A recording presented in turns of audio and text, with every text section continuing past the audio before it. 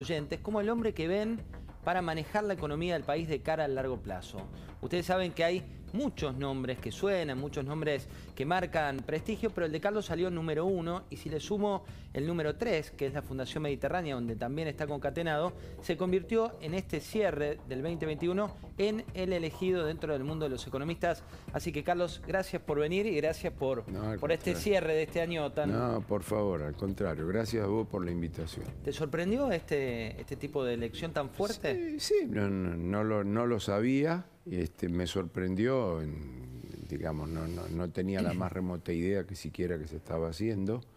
Bueno, orgullo profesional a todo el equipo, porque, digamos, hace 30 años nos dedicamos a esto con mi socio, Rodolfo Santangelo, y un equipo, 20 personas, hace mucho tiempo. Macroview. Sí. Y yo interrumpí un año cuando me fui al banco. Y bueno, y también el otro tema que quiero destacar es que justo se da la conjunción con un instituto que mantiene un prestigio muy elevado y que he podido palpar, está lleno de profesionales competentes, muy complementarios, porque con gran tino y con gran estudio y con gran profundidad en cuestiones más bien de carácter federal, micro, competitivas. Así que a nosotros nos vino muy bien, por eso aceptamos el desafío y porque creemos que no hay ninguna cuestión, ninguna alquimia financiera ya a esta altura del partido que pueda resolver el tema argentino. Realmente el cambio es organizacional, macro, micro, sectorial, tributario, de relaciones laborales, es más de fondo. Son las 10 de la noche, usted lo escuchan, ella con energía de fin de año vino manejando desde muy lejos para llegar aquí al estudio en vivo con el tránsito que te decía, acá está fluido, pero si venís de zona norte no es tan así, y se te nota con un cierre de año. ¿Cómo fue este balance? Digamos, si vos ves el balance de la economía argentina, ¿cómo lo estás viendo? Hay una doble visión, cuasi contradicción entre lo que nosotros llamamos las variables financieras que habitualmente preanuncian y las variables del sector real. Las variables del sector real terminan muy fuerte, incluso por arriba de lo proyectado. Siempre tienen la piedra en la mochila de que cuando uno se pone a ver que da el bienio, da cero, en el mejor escenario. Si nunca avanza, siempre está quieto. Sí, todavía no ha vuelto ni al estancamiento 2011-2019 que tenía la Argentina y todavía está 4 o 5 puntos abajo de diciembre de 2017, que fue el piquito del mejor momento del estancamiento argentino de los últimos 10 años. Pero de nuevo, estamos hablando de 3, 4 puntos, no más. Y todavía por debajo de eso, con este esfuerzo. Bueno, por supuesto el gobierno hace muchísimo más bombo de lo que es. En realidad se trata de la imperfecta recuperación de la caída de la pandemia, de la caída del 2020, y digo más que imperfecta, asimétrica, porque hay algunos sectores que quedaron arriba de la pandemia y otros todavía profundamente sumergidos. Hay sectores en algún récord de producción siempre para llegar al estancamiento previo en el que veníamos y otros que no han podido llegar siquiera a ese estancamiento. Ejemplo, cemento está casi en récord histórico y autos debe estar a 1/3 de lo que solía ser. Digo por nombrar 2 sectores. Carlos, ahí... Y además incompleto, con falta de crédito, con faltantes en la oferta. O sea, a ver, paremos un minuto la pelota. Siempre dentro del esquema de Berretalandia, ¿no? O sea, es el rebote de aquello en lo productivo. Después lo financiero, y acá cierro el concepto, viene en el aspecto ese contradictorio, riesgo de 1.700, brecha de 100, reserva 0, tasa de interés negativa. O sea, a ver, entre nosotros, estamos en ambas veredas, producción y finanzas, en una anormalidad evidente.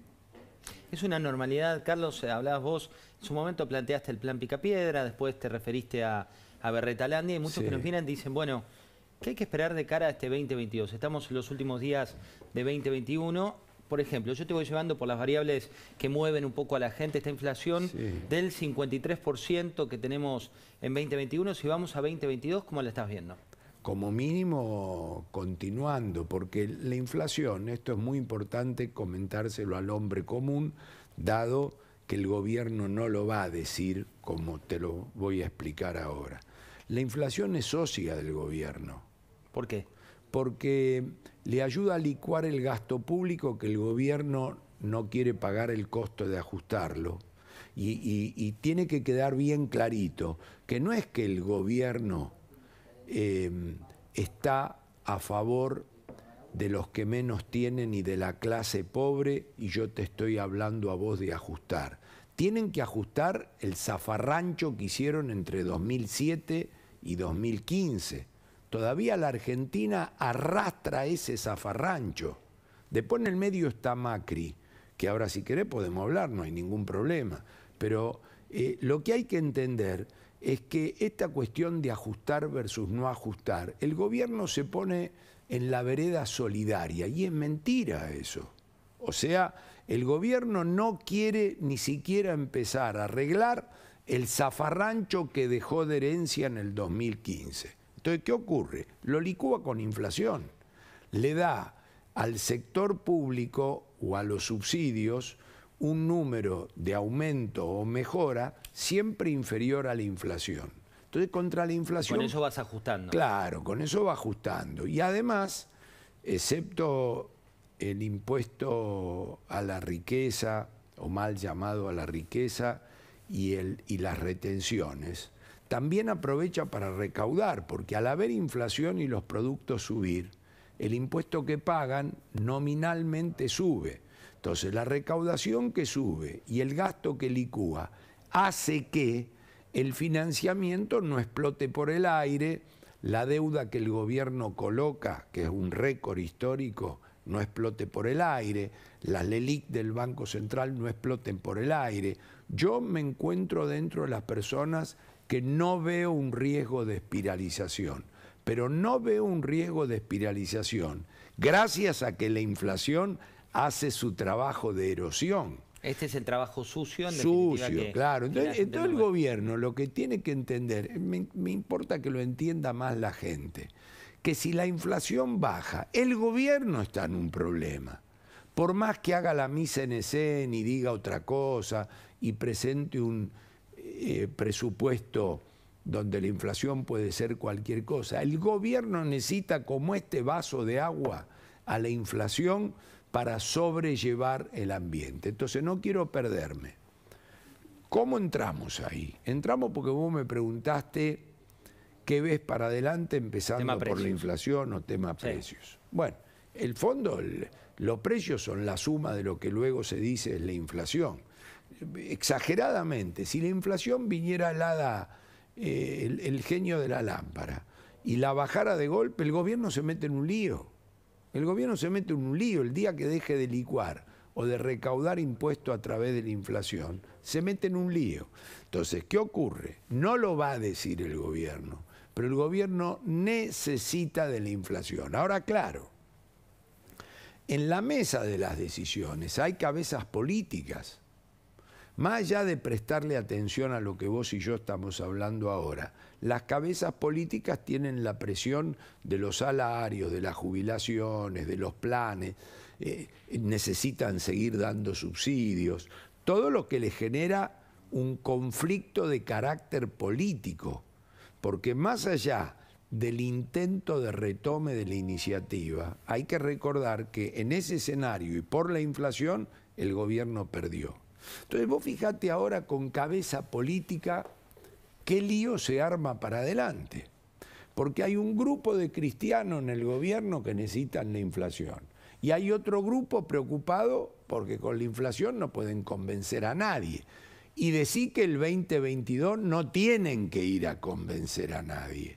Pero ahí es la brecha entre la macro y la micro, ¿no? Digo, la macro, que es la que vos estás explicando simple para todos los que habitamos en la microeconomía, y la micro, que es de la gente que no llega a fin de mes por los precios que suben por el ascensor y los salarios por la escalera. Que macro también, porque yo entiendo cuando vos decís micro, que hablas de la microunidad, de las personas, claro, del individuo, pero que las condiciones que el individuo sufre, y que vos lo llamás micro, vienen derivadas de la macro, o sea, no nacen del repollo. Entonces, te quiero decir, ahí hay un... En realidad, en la teoría económica, micro, pues te voy a decir algo que vos lo sabés, pero estamos entre los dos ayudando a que la gente entienda. En la teoría económica, la micro es la microempresarial, o sea, el conjunto de regulaciones y cuestiones que un empresario de 10 empleados, de 12 empleados, de 15 empleados, mañana no sabe por dónde arrancar. Por eso... El tema de tener tantos cepos. Mira, antes de preguntarte por los cepos, voy a ir a la portavoz. Viste que tenemos en la Argentina esta figura porque hay superávit fiscal, hay superávit gemelos, todo, entonces creamos nuevas figuras dentro del Estado. Fíjense lo que dice la portavoz Cerruti.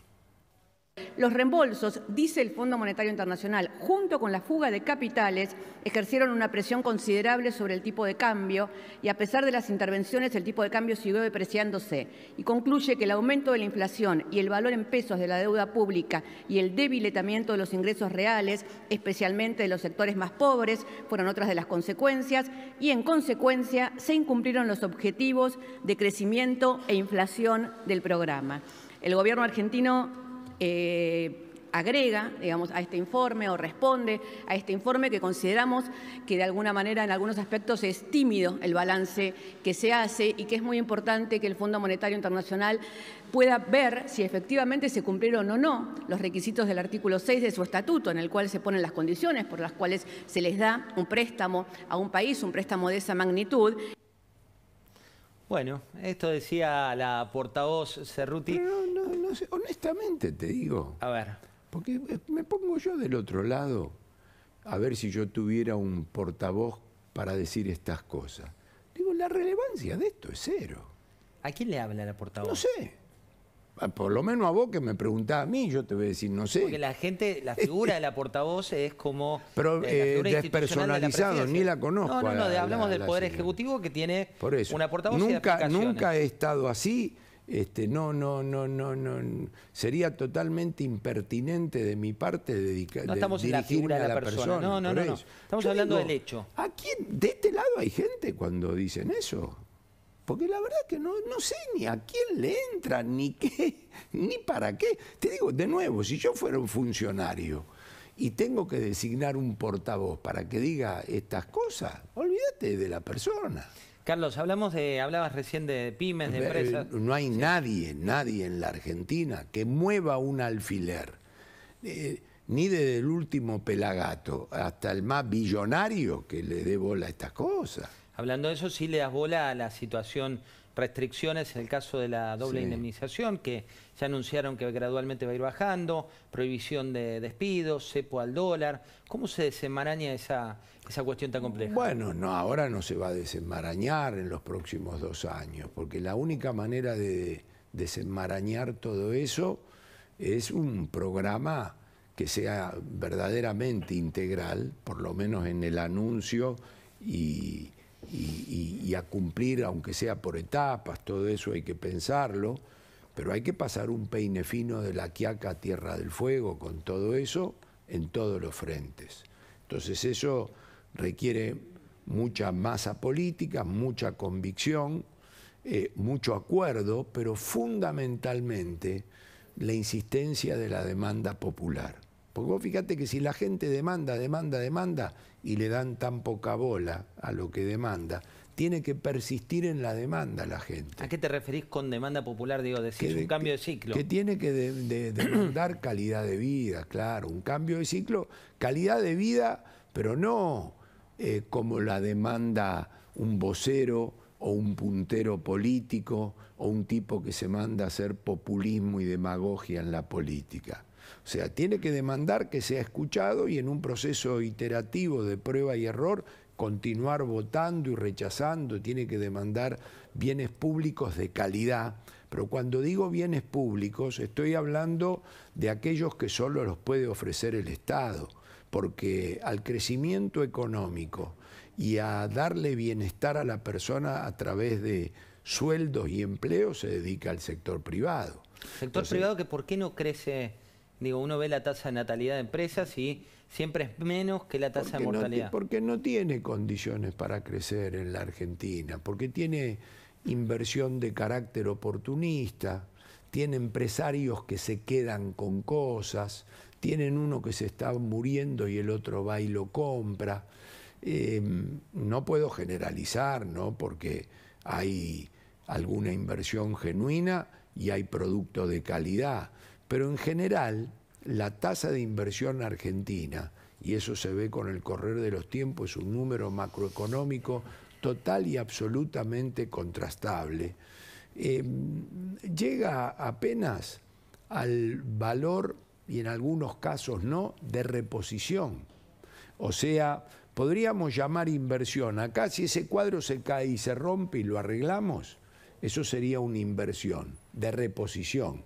O suponete que no se rompa, pero por obsoleto empieza a amortizarse. En algún momento hay que reponerlo.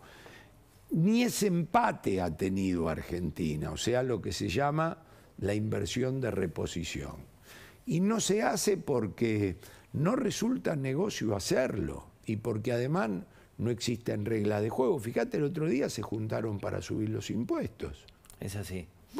Esto que, mira, tengo algunos proyectos que vienen y que quiero que analices para la gente. Por un lado, Roberto Feletti, lo conoces, secretario de Comercio, nunca te gustó personalizar, con lo cual voy a la medida, no al funcionario. Sí. Quiere controlar 1.300 productos para 2022, pero con subas por debajo de la inflación. Este tipo de medidas, más allá del funcionario, ¿qué generan? Nada, porque fíjate que ¿cuánto hace que asumió? Arrancó con 1.400, o sea que bajó 100. Debe haber 100 que ya están estables. ¿Qué quiere que te diga? Y no solo eso. El día que arrancó, recuerdo, también despersonalizarlo, pero arrancó con la idea de que venía un hombre fuerte. Y se armó todo ese conventillo de si el ministro del cual dependía estaba o no enterado. Y no solo eso, vino con una colaboradora que tenía en su anterior paso por el gobierno y en la municipalidad de La Matanza, y que duró, no sé ni si fue nombrada siquiera. No. Y el propio Feletti ahora tiene todo un entorno alrededor de él bastante más licuado de cómo asumió. Entonces, el empresario, el tipo que tiene que tomar medidas, sacarle el nombre empresario. Yo el sábado pasado tuve un asado con amigos míos de la infancia, notable cantidad de emprendedores, qué sé yo si son empresarios, y están avivados de todo esto. O sea, lo que dicen los emprendedores, que son empresarios con culpa, que no quieren tener su tarjeta porque ser empresario es bueno. Pero no importa, te quiero decir, mientras nos comíamos un asado me contaban los problemas que tenían ellos. Son todos problemas de obstrucción, de impedimento, de cosa nueva, de cosas que no saben, más el impuesto nacional, más lo municipal, más regulaciones. Te digo, hay que levantarse todas las mañanas y meterse en ese quilombo. Bueno, algunas medidas sigo sumándoles a ustedes. No cerró el 2021, nos miran como diciendo seguramente... No, ya termina el 2021, pero hay nuevos impuestos que están generando para todos nosotros. Una de las cuestiones que vienen son, por ejemplo, subir ingresos brutos, en este caso un proyecto del ministro Guzmán, y los patrimonios superiores a 40 millones pagarán hasta 56% más de bienes personales. Vamos por bienes personales, ¿qué implica? Seguir creciendo en pesos, sí, ¿no? Digamos, bienes personales, a ver... Argentina va a una reforma tributaria que sea pro inversión y pro... ¿Va hacia eso o querés que vaya hacia eso? No, debiera ir a eso, sí. 2020, el próximo gobierno que no venga con una reforma tributaria pro producción, pro empleo, pro inversión, porque digamos, vos tenés que agarrar una hoja y ver en qué anda el mundo anda en eso. Pero el mundo eligió a Boric, por ejemplo, en Chile. Sí. ¿Ese mundo por qué? Chile es un tema muy particular, porque Chile es un país exitoso en macroeconomía, con una cultura distribucionista muy complicada, y acumuló, y a diferencia del Uruguay, creó o fortificó una élite acumulativa que genera otro tipo de problema con el paso de los años. O sea, no lo ves replicable como una tendencia. No, primero quiero aclarar que después de Pinochet gobernó 20 años la izquierda en Chile y no reformaron siquiera la constitución pinochetista. Entonces, lo primero que hay que decirle a la gente para que entienda en Chile, felicitaciones al nuevo presidente, un mérito que un muchacho de 35 años, a mí me importa un pepino de qué partido es y lo vota la gente. Pero hay que decirle que vuelve el Partido Comunista, pero que hubo 20 años de izquierda, que luego también volvió, porque vino hubo un impas con la derecha y después volvió de nuevo la izquierda, la misma izquierda que sucedió a Pinochet. Y el fenómeno chileno no es replicable, porque hasta tuvieron 20 años con la constitución pinochetista y el Senado vitalicio. O sea, vos tenés que entender que acá, el otro día, después de las elecciones, por primera vez democráticamente el peronismo perdió el Senado. Y Chile tuvo 20 años, ya no me acuerdo si Pinochet no había muerto o por lo menos estaba encarcelado o lo que fuere, y la izquierda gobernaba con la constitución pinochetista y el Senado vitalicio. Así que una vez que mi tía se enteró de esto, hablemos de Chile ahora.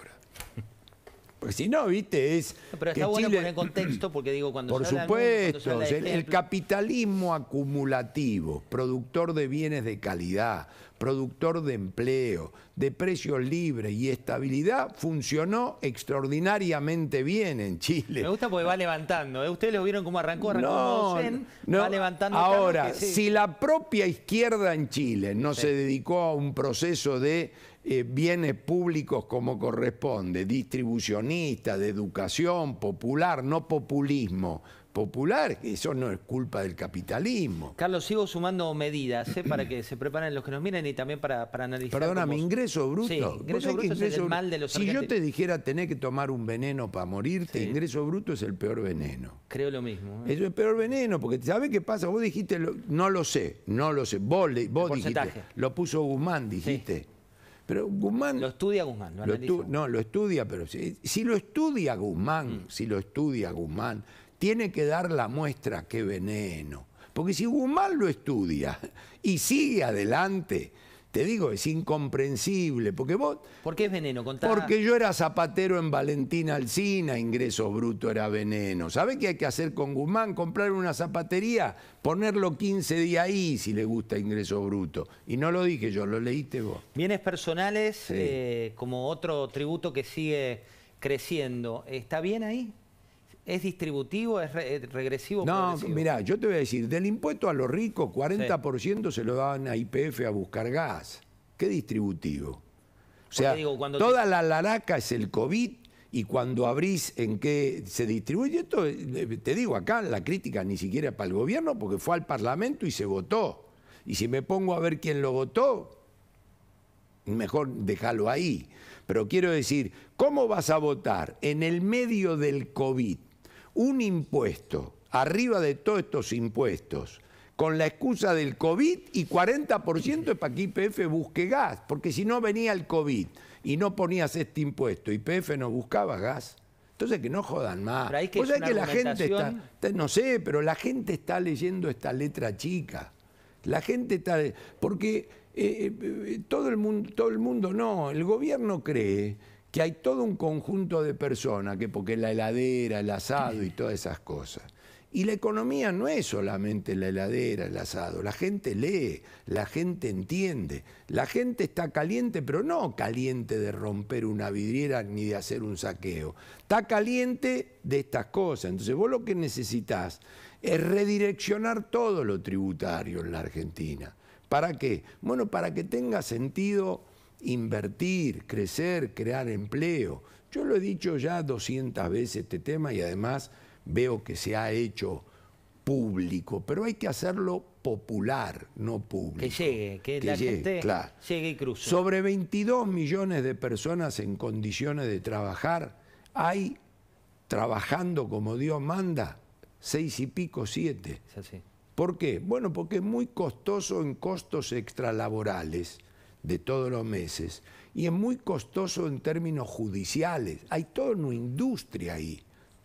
La gente no es mala, pero le ponen la ficha para que haga quilombo.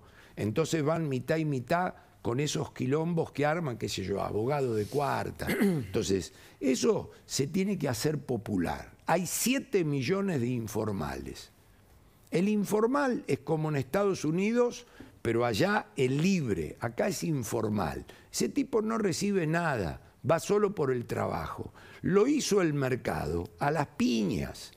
Y después hay 3,5 millones de empleados del sector público y hay monotributistas para ver si le sacás algún mango, que si ponés la lupa no hay más monotributista, porque es un número donde lo cotejás con la tarjeta de crédito, el gasto del mismo tipo que se dice monotributista y no da. Entonces, yo creo que así como ha habido un cambio en muchas cosas, ha habido un cambio en términos de que la gente otra vez volvió que el pueblo quiere saber de qué se trata. Y entender de qué se trata. Mira, vamos a sumar a esta mesa. Hoy tenemos varios lujos. Por un lado te decíamos el caso de Carlos Melconian, que fue elegido, según la encuesta de los principales referentes del país, como el economista más influyente en el que piensan para los próximos 5 años. Y también hubo una selección de periodistas. Hoy vas a tener a 3 de esos 10 periodistas aquí en el cierre de nuestra temporada de Comunidad de Negocios.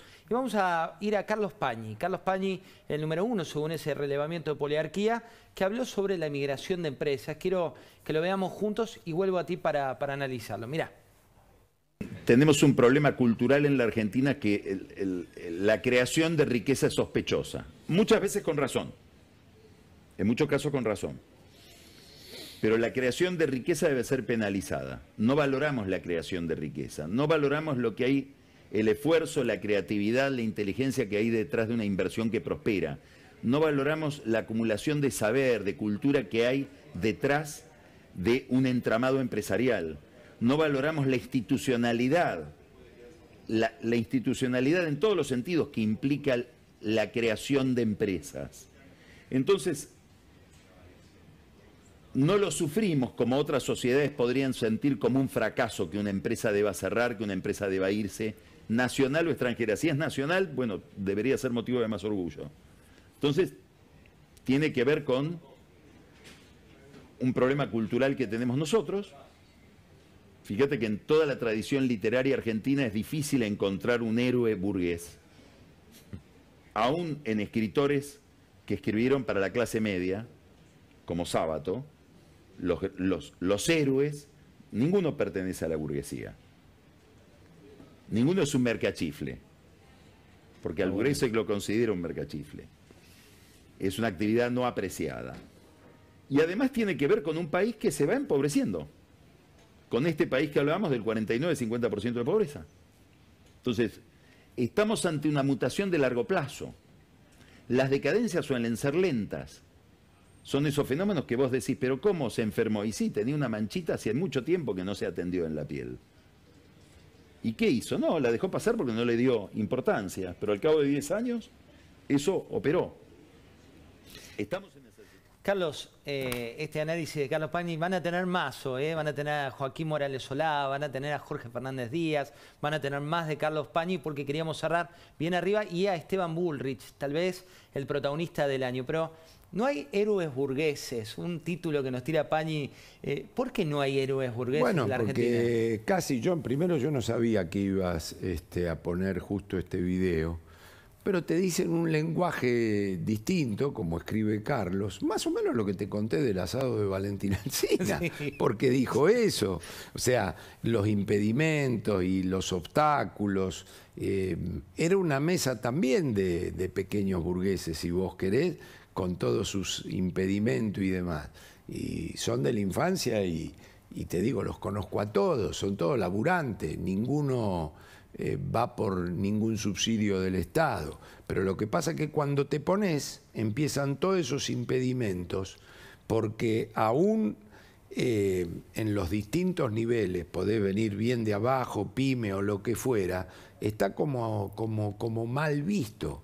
Y entonces yo te quiero decir, un día yo dije que tiene que haber clima de negocios, y al otro día vino una réplica del gobernador de Buenos Aires, cuando no era gobernador, diciendo que era una frase que no le caía bien, el clima de negocio. El clima de negocio, la rentabilidad, la reinversión, son todas palabras saludables, que todas son para la popular, no para el populismo, porque en el fondo la gente depende de su bienestar personal y para la parte privada, no para lo de los bienes públicos, que a todos estos burgueses les vaya bien. Carlos, ¿hace cuánto analizás la economía argentina? ¿Cuánto tiempo ya? Y bueno, yo me recibí en el 82 y el 3 de enero del 83 empecé a trabajar ya en economía. Pero ahí no, todavía profundicé muy bien en un Banco Central que me tocó vivir, extraordinario en términos del aprendizaje, y después estuve en consultoría privada entre el 89 y el 91, y después desde el 91 con Rodolfo, ¿cuánto es? 9 y 21, 30 años. ¿Y por qué crees que siempre tropezamos con la misma piedra, ¿no? Uno acá en este programa siempre, y sobre todo este año pusimos mucho de Tato Bores, porque lamentablemente sí, siempre estamos hablando un poco en déjà vu de lo mismo. ¿Cuándo va a llegar ese punto del ovillo a permitirnos construir un país distinto? Y es un buen punto, los países caen, van tocando fondo y pueden continuar o no, y ahí a través de ese proceso iterativo de prueba y error se dan cuenta y puede venir el giro. Yo creo que la elección del 14 de noviembre mostró de nuevo dentro del proceso iterativo, esto no me gusta. Y yo creo que la sociedad argentina tiene carácter capitalista. Lo que pasa es que le fue mal cuando lo quiso implementar, excepto la primer parte de los 90 y excepto el rumbo exterior del 2016. Rumbo exterior. Y la organización económica y economía de la primer parte de los 90, y le gusta eso, sí le gusta la estabilidad. Yo recuerdo una sociedad argentina que aceptó 10 años la inflación cero, es porque le gusta la estabilidad. Lo que ocurre es que luego tiene que venir con empleo de calidad, con bienes públicos. Tiene que aflojar la política. Hay que aflojar con la política. Carlos, un placer, gracias por gracias haber a vos, venido. Acompañarte el último programa. Un feliz año a todos tu audiencia, a vos y a tu familia en particular. Lo mismo para la tuya. A ustedes les vamos a presentar a quien fue el protagonista del año. Primero, esta breve introducción sobre Esteban Bullrich y después vamos a ir a una entrevista. Pero primero miren de quién se trata y por qué lo elegimos como el hombre de la resiliencia.